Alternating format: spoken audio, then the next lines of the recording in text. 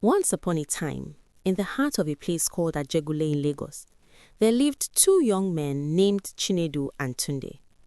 Ajegunle was a place where the air was always heavy. It smells like the salt from the lagoon, the smoke from thousands of small generators, and the spicy aroma of jollof rice cooking in large pots by the roadside. Life there was a battle, and every day was a struggle to survive. They shared a room that was no bigger than a container. The walls were thin and painted a faded yellow that was peeling away.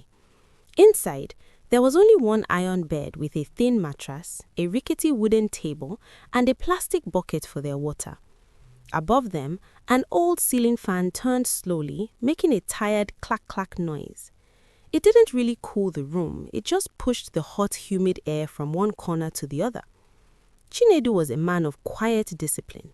He was tall and lean, with hands that were rough from hard work. While other young men were out looking for fast money or chasing girls, Chinedu was always with his books. He was an apprentice to a man named Oga Clement, a veteran clearing and forwarding agent at the Tinkan Island port. Chinedu spent his nights reading about maritime laws, customs codes, and the rules of shipping. He believed that if he learnt the trade properly, he would one day be a big man. He saved every kobo he made. If he earned 500 naira, he would eat for 200 and keep 300 in a small wooden box under the bed. Tunde, however, was different. Tunde was full of vibes. He was handsome and liked to wear loud clothes, even if they were cheap knockoffs. He didn't like the slow money Chinedu talked about. To Tunde, life in Lagos was like a big game. He spent his days at the betting shops, looking at football matches in England and Spain. He believed that one day he would hit the jackpot and leave the dust of Ajegunle behind in a fast car. "Chinedu, you are wasting your youth," Tunde would say, lying on the bed while Chinedu studied by the light of a small rechargeable lamp. "Look at you, reading about containers and taxes. That is for old men. Me, I am waiting for my big break. One lucky ticket and I am the king of Lekki." Chinedu would just smile and turn the page of his book. "Tunde, luck is a visitor that comes and goes, but knowledge is a house that you own. I am building my house." The night that changed everything started like any other Saturday. The rain was falling heavily, drumming against the zinc roof of their room. Tunde was vibrating with energy. He had played a sure banker accumulator on Bet Naija with the last 1,000 naira he had, money he was supposed to use for their shared food contribution. "Tonight is the night," Tunde shouted, staring at his phone. He had 15 games on his ticket. 14 had already passed. He was waiting for one last game, a draw between two small teams in the French league. Chinedu sat on the floor, organizing some shipping documents for Oga Clement. He didn't say much, but he could feel Tunde's heart beating from across the room. At exactly 9:50 p.m., the final whistle blew in France. The game ended 0-0. Tunde didn't scream at first. He just stared at the screen. Then he let out a sound that was half laugh and half cry. "I won! Chinedu, I won! 40 million naira!" Chinedu stood up, his eyes wide. 40 million? Tunde, God is great. This is it. We can finally get that office in Apapa. We can buy the clearing license. We can... Tunde stood up and pushed Chinedu's hand away. The look in his eyes had changed. It wasn't the look of a friend anymore. It was the look of a stranger who thought he was better than everyone else. "What do you mean we?" Tunde asked, his voice cold. "I played the ticket. I took the risk. You were too afraid to even put 200 naira on it. This is my money, Chinedu. I am moving to the island tonight. I don't belong here with you anymore."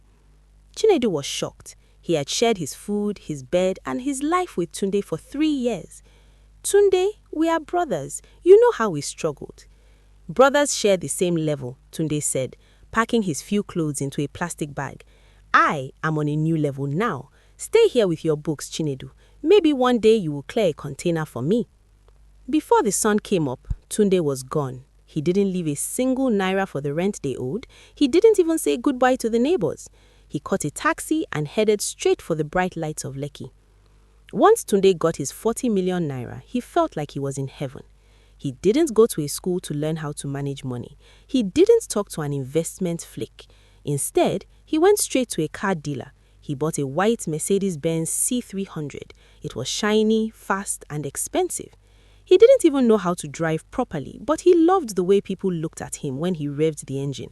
He rented a big apartment in a serviced estate in Lekki. He paid for 3 years upfront because he thought 40 million was more money than he could ever spend.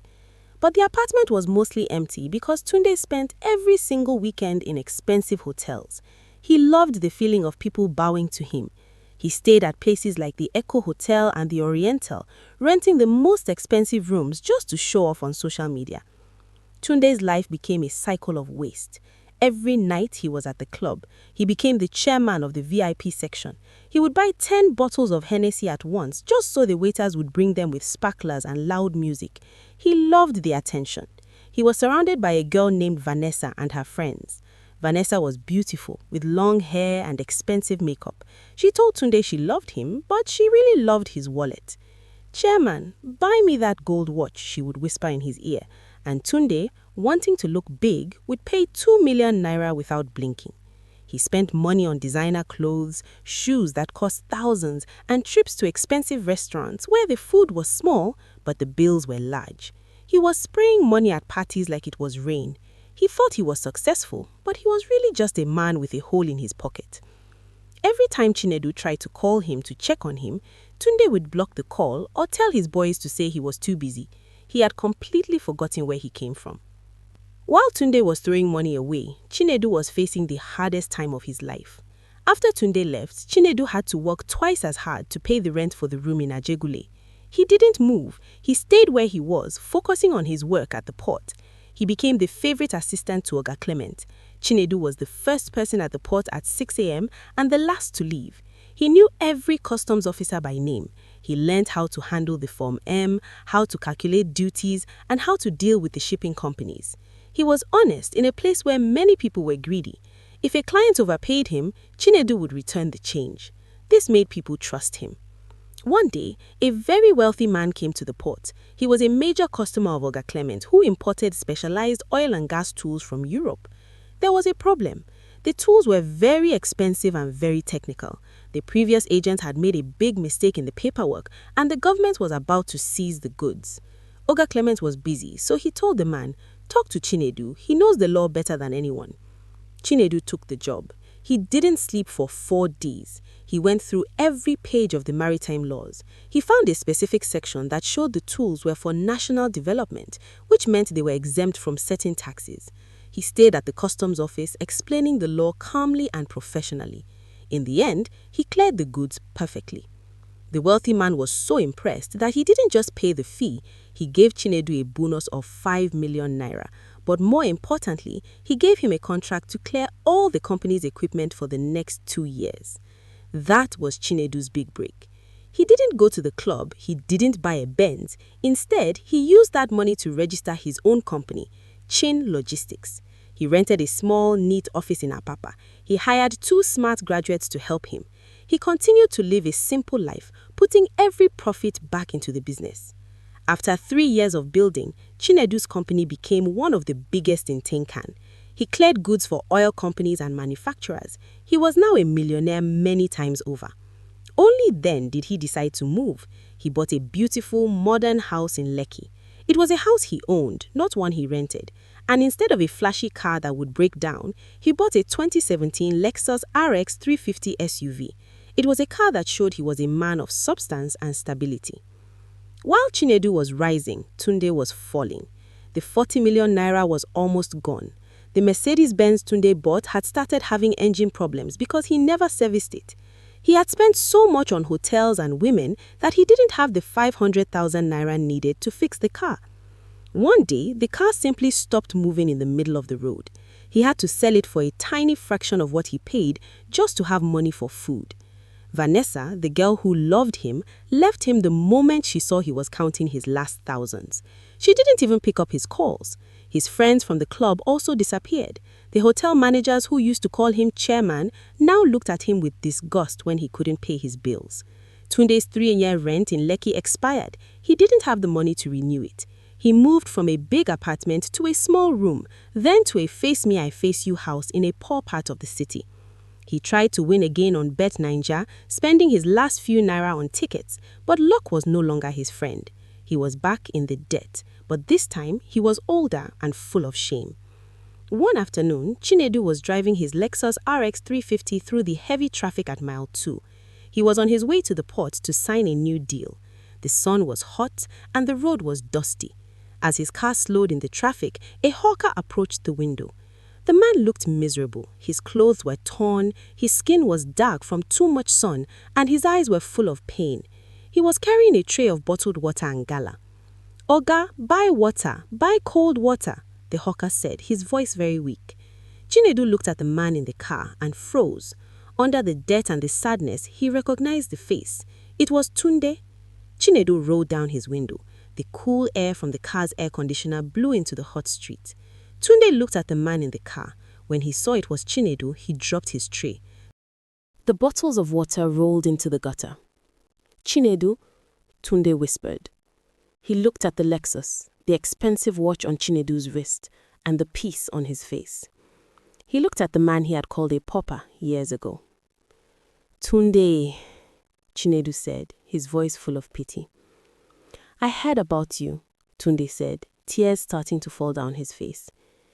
"They told me you are the king of the port now." "I had 40 million, Chinedu. I had it all. But look at me. I spent it all on things that didn't matter. I thought I was wise, but I was a fool." Chinedu looked at his old friend. He remembered the cold way Tunde had left him in Ajegunle. But Chinedu was a man of discipline and a man of God. He didn't laugh. "Tunde, you treated the money like a trophy to be shown to the world," Chinedu said softly. "I treated my struggle like a seed to be planted in the ground. You spent your weekends in hotels with people who didn't care about you. I spent my weekends at the port learning the business. Money without a foundation is just a dream that ends when you wake up." Tunde put his head on the side of the car and sobbed. "I am sorry, Chinedu. I am so sorry for how I treated you." Chinedu reached into his glove box. He didn't pull out a bundle of cash to spray on Tunde. He pulled out his business card. "I am opening a new branch of Chin Logistics next month," Chinedu said. "I need a warehouse supervisor, someone who knows what it means to lose everything, so they will be careful with what we have.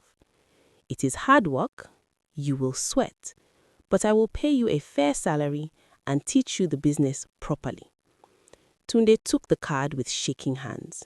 He looked at it like it was the most precious thing in the world. As the traffic started to move, Chinedu rolled up his window and drove away. Tunde stood in the middle of the road, watching the Lexus disappear. He finally understood that in Lagos, wealth is not about the big break you get from luck. It is about the big build you create through discipline, patience, and hard work. Chinedu had won, not because he was lucky, but because he was steady.